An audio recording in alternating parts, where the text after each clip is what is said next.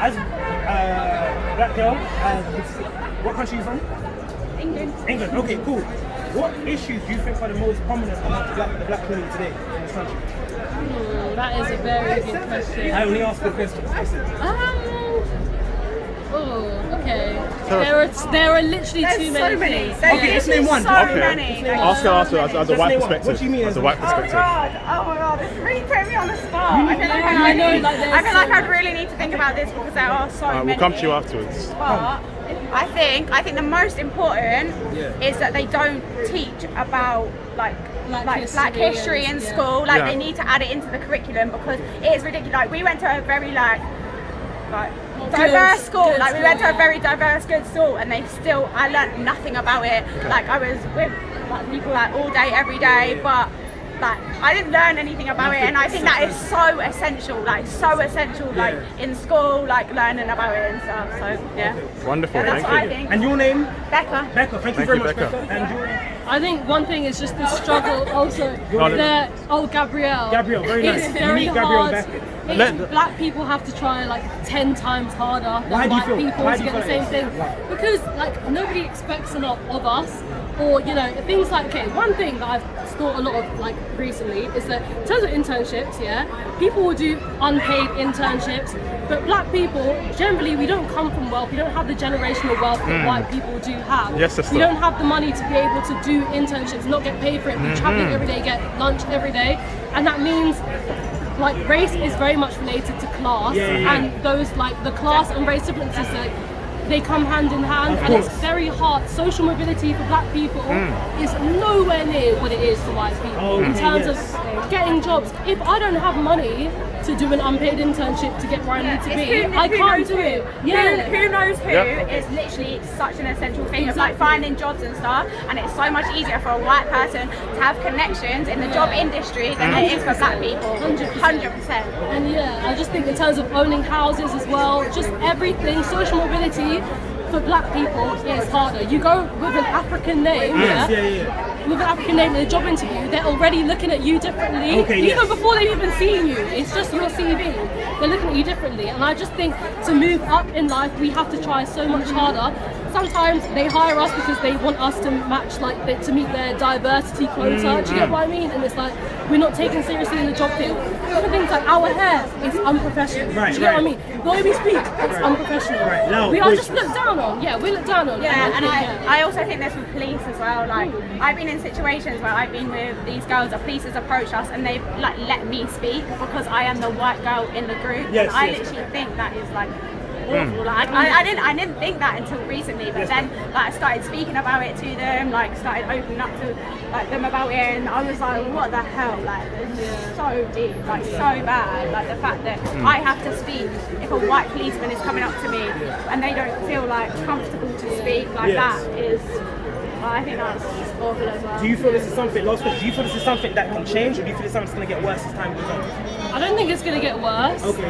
But I also don't think change is easy because I don't think it's a thing of changing. I think it's a thing of removing. Do you get what I mean? It's removing certain things from the system. And I'm not gonna lie, it's something that needs to die out.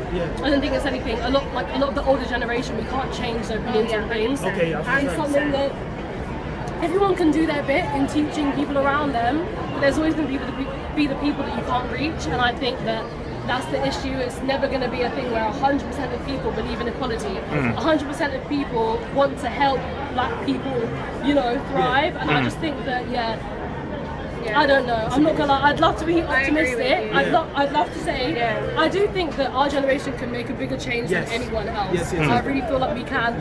Our parents, the older generation, they had the kind of attitude that was like, oh, that's just the way it is. You have to accept it. Don't say anything. But our generation is very much like speak up about it. We need to change things. So I think we're the next generation to make a change. That is like the biggest thing. Like we need to make a change. As we get older, we need to teach our children. They need to teach their children. Like the generations below us need to know what we're learning now, and they need to be like well adjusted. Because we're in such a time of sharing information, we can educate each other. And I think because of the whole George Floyd situation, what everything that happened as a result of that, it made me see so much hope in our generation because everyone was learning. Like I was posting things on Instagram, people messaging me being like, "You've taught me so much," and I feel like, oh yeah, I learned so much. It's died out a bit. The whole movement taught me so much. That gave me hope, and I think as long as we keep educating people, that's literally it. Shout out to Maya's education project, by the way. She gives out free books educating people on racism, on like systematic racism, everything like that. Educates people. Maya's Maya with a J, MAJAS education project. Please look her up. Donate to her as well. She gives out books to children, adults, everything. If you can't afford books and you want to learn about like the Black Lives Matter movement, like all about it. Everyone deserves to be educated. And everyone should be educated. So, she gives out books, and you can donate if you can afford books yourself. You can donate. Or give books that you've like had, or give money so that she can buy books. It's literally the most amazing concept. But How do you feel about the N-word? Because in my opinion, I don't like the word in any shape or form. I don't know why we say it to each other. So in your opinion, starting from you, how do you feel about the N-word? Go this way. How do you feel about the N-word? I want to be in the video. Okay. My perspective. Come closer, please. Come closer. My perspective. I don't personally say it. I don't think. I mean, sometimes I slip up and I'm like, but I don't like to say it. I don't know. I just don't think it's something that should be said. Like, it's like as much as people say, "Oh yeah, we've reclaimed the word." I just, I don't think it's. You don't feel it's right to say it? No.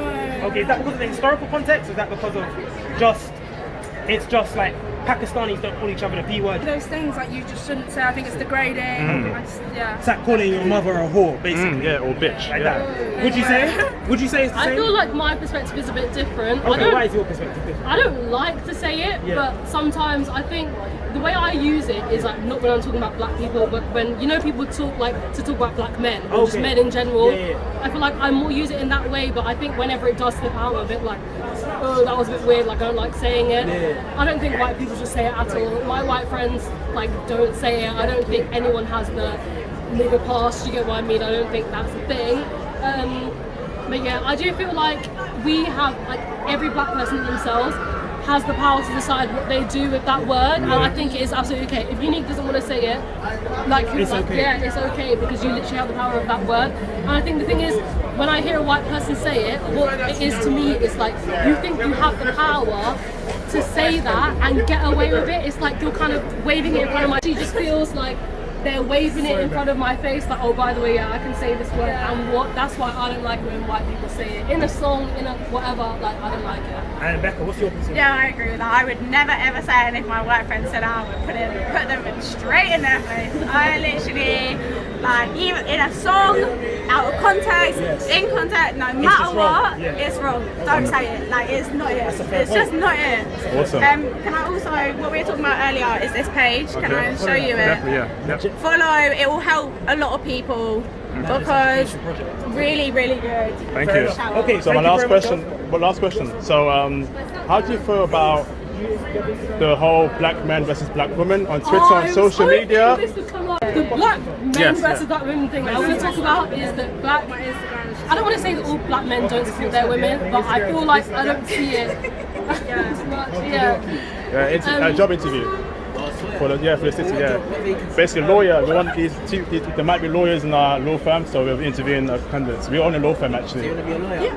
No, you look more like a solicitor. Solicitor, that is a lawyer. That is a lawyer, right? Solicitor. Solicitor's a lawyer, right? Is it? Yeah, it's a lawyer firm.